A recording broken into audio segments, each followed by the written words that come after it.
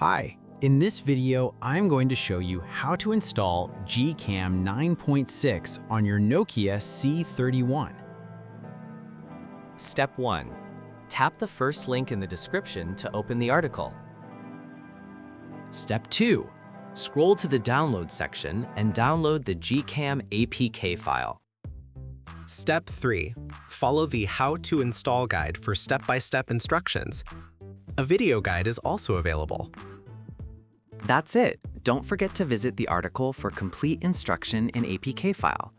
Lastly, here's some GCam versus stock camera app comparison.